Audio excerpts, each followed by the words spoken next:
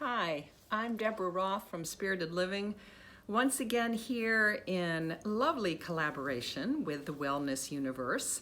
If you are not watching it on their chock full of information website, thewellnessuniverse.com, if you're watching this instead on my YouTube channel, definitely go over and check them out. They are really a wealth of information and articles and connections to practitioners, all kinds of wellness practitioners for mind, body, heart, and spirit. And I've been doing this spiritual energy theme series with them all year for all of 2021. This will be my last one of the year. I'm actually going to be starting a new one for next year on new moon rituals, which is also a delight for me. Because what I've been focusing on, and anytime you're talking about dancing in the cosmos and looking at lunar and solar energy and all that brings to us, as the ancient astrologers used to say, as above, so below. So the movement of the planets and the stars and how they affect us very deeply. I have, for most of my professional life as a coach, I have focused on lunar energy. I've led new moon circles for women for, 20 plus years. Oh my gosh, maybe almost 30 years. and full moon meditations. But what I've done in this series, and this spiritual energy theme series each month, is to focus on the solar energy that we're moving through. So, for instance, we are now very much ensconced in Sagittarius energy because Sagittarius came into play. The sun moved into Sagittarius on November 21st, actually my younger son's birthday, and will remain there until December 21st, which of course is the winter solstice, and we'll have a whole other thing about that. And it infuses us. Sagittarius energy is ruled by Jupiter, which the ancients called the great benefic because it casts this glow of joy and optimism and good luck. It's said that if you have Jupiter on your midheaven, if it's the most elevated, if you know what your birth chart looks like, if it's the most elevated planet on your birth chart, that just puts a glow over your whole life and your whole chart. And really wherever it is in your chart, again, depending on how well you know astrology. So Sag energy is very much about freedom and independence and adventure. It's long distance travel and in addition to all that fun stuff, that adventuresome stuff, it's also about our search for meaning. It's our higher level of consciousness, our higher spiritual search, not in a book learning way, well, unless it's maybe graduate school in spirituality is the way I often think of it. So it's really where we go to go deep within and figure out what brings meaning to our lives. What is it that we're here to do? And it's also a wonderful time to look at our spiritual path. This year when I do my new moon circle, and I usually do the same theme for Sagittarius because it so resonates with people. We'll be looking at our spiritual histories. They're for women, so they're histories, but they could be histories. Just so you know, whether you come to the new moon circle or not, it is on Saturday, December 4th. I'll be doing my thing on Sunday night, December 5th. So it's a wonderful time for you to really think about how you want to embrace this wide open energy. It's the symbol for Sag, and we've talked about all of the different symbols for all the different signs over the course of this year. Last month was Scorpio, where we talked about accessing our personal power. This month, glomming on to embracing that energy of positivity and optimism, we are looking at how we can accentuate the positive in our lives and in our work. So the symbol for Scorpio was the scorpion. That seems kind of obvious. The symbol for Sagittarius is the archer, which I always thought was such a wonderful metaphor for the far view, figuring out where you are, setting your sights on where it is that you want to go, and then aiming in that direction without having without necessarily having a clear idea of the path, really relying on your intuition and your higher self to carry you there. It's truth seeking. It's learning, and as I said, in that higher level, philosophical, our philosophical view of life. And it's physical movement. It's big. It's my son, who's a Sagittarius, is bigger than life in many ways, and people connect with him because he just exudes this joy. So everyone has Sagittarius in their chart somewhere. So we all can embrace this energy in one way or another. So when you think about how you want to use this energy, if you're in a relationship, you can kind of remember, we should always remember this, but the Sagittarius solar energy that we will be with for this month, we're now about halfway through at the point that you're watching this, is to just kind of keep on the light side of things, to remember to just be with the people that are important to you in your life in light and carefree ways. Which is not to say that it's not important to have deep searching conversations, but we want to be sure that we're just remembering to enjoy each other. Sag is a fire sign, along with Aries and, I'm blanking out, and Leo, which is all about passion and creativity. All fire signs have an element of that, and spontaneity and inspiration.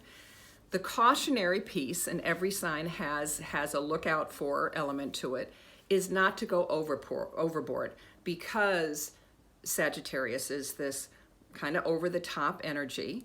You want to be, if you put the word over in front of any word that you might want to be drawn to, overindulgent, overconfident, overly optimistic, overactive. If you push too far, if you push yourself too far in any of those areas, and those are just a few examples, you may crash and burn, which we don't want to do. So with that caution in mind, I invite you to think about what you can do, what kind of powerful actions can you take to enhance your personal life, your relationships, your at-home life, and then we'll look at work.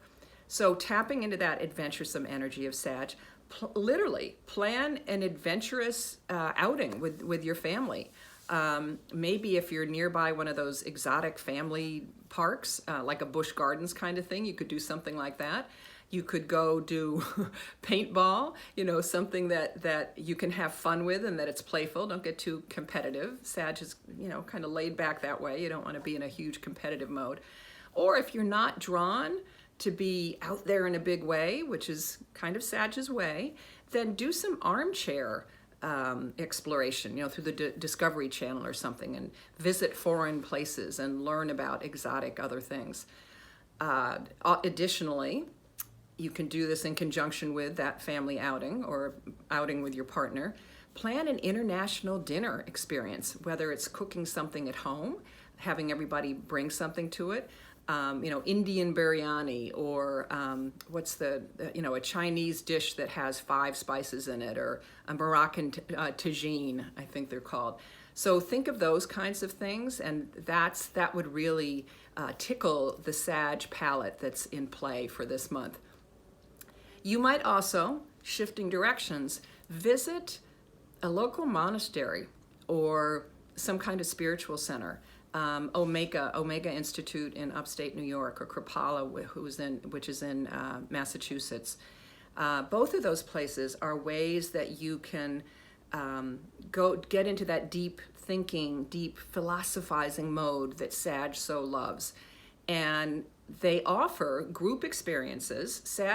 With Sag energy, you don't necessarily want to be bundled up by yourself. There are other Scorpio, in fact, like last month, can be more of a solitary thing sometimes. That's a different kind of deep dive. Sag wants to be out in the world. So at some of these spiritual centers, or even a local yoga studio, will have satsangs, which are chanting together, or kirtan, which is chanting together, or satsangs, which are meditating together. So they're powerful group experiences, which really resonates with this Sagittarius energy the solar energy that we're in this month. So those are some ideas for your personal life, for at home with your relationships. and kind of morphing those into what you could do at work. Similarly, you could plan some kind of adventurous team building thing with your people at work. Maybe one of those aerial, what are they called? Aerial ropes courses, or zip line, things that are about trust building and building connection, and looking to find ways to be in challenging situations together in an adventure, any kind of adventure park that's light and fun, but still has a purpose, a fun purpose. Or you can forget about the purpose, and one of my networking groups does this, and it's very cool. I'm in New York City, so this is an easy thing to do. A pub crawl, to just go with a group of people and, from work and check out different cool pubs in the area. So that's kind of a fun one. Switching gears a little, one of the things to keep in mind at work, but really anywhere in your life, but especially at work, is when you're encountering difficult people or situations, to keep the 3-to-1 ratio of positive to negative thoughts and actions in mind. Now, what does that mean? Neuroscience has showed that the human brain amplifies negative experiences 3 times as much as the positive. So anytime you have a blow up or even just a snarky conversation with somebody at work, think about ways that you can come back in 3 different times and offer some kind of positive action, whether it's just thanks for that great idea, or I really appreciated what you said in that email, or something like that. But remember that 3-to-1 ratio, and that positivity, that optimism of Sag can help you to do that. Likewise, and this is something that's near and dear to my heart, explore bringing, and you could do it with me, explore bringing a positive intelligence program to your company. If you go to positiveintelligence.com, you'll see, and this has been brought into thousands of corporations around the world, and tons of CEOs are bringing it to their companies to remind people how to stay open-minded, how to appreciate the best of the people on your team, and to give them a break. When they're saboteurs, when the negative part of their brain taps in, because we all have them. They may be different, but we all get triggered in different ways. And it really helps us to have empathy with ourselves and with each other, to know what those ways are.